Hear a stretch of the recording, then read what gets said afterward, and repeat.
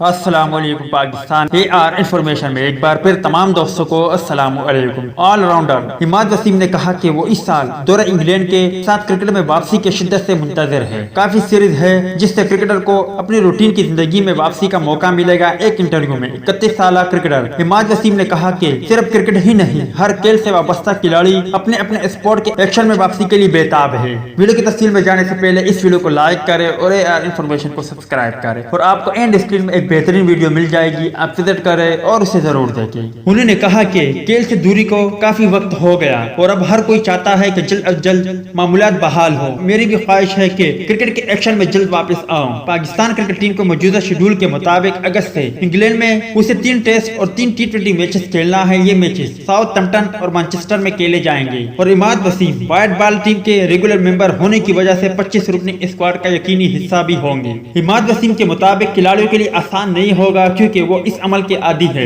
लेकिन अब नई गाइडलाइन पर अमल करना जरूरी है। जब सबको ये एहसास होगा कि गेंद पर थूक लगाने से किसी और की जिंदगी को खतरा हो सकता है तो हर खिलाड़ी ऐसा करने से गुरेज करेगा। एक सवाल पर ऑलराउंडर ने कहा कि उनकी कोशिश होगी कि इंग्लैंड के खिलाफ T20 सीरीज में अच्छी कारकर्दगी का मुजाहरा करे। ख्वाहिश है कि पाकिस्तान इस सीरीज से अपनी कोई हुई टॉप पोजीशन को दोबारा हासिल करने की जानिब पेशकदमी करे। उन्होंने कहा कि इंग्लैंड अच्छी टीम है, इसलिए उसके खिलाफ अच्छा खेल पेश करना जरूरी है। इंफरादी गोल्स भी है लेकिन तरजीह टीम की जीत है। तो दोस्त ये थी इमाद वसीम के हवाले से कुछ अपडेट। उम्मीद करता हूं आपको पसंद आई होगी। इस अपडेट के मुतालिक अपनी राय का इजहार कमेंट बॉक्स में जरूर दें।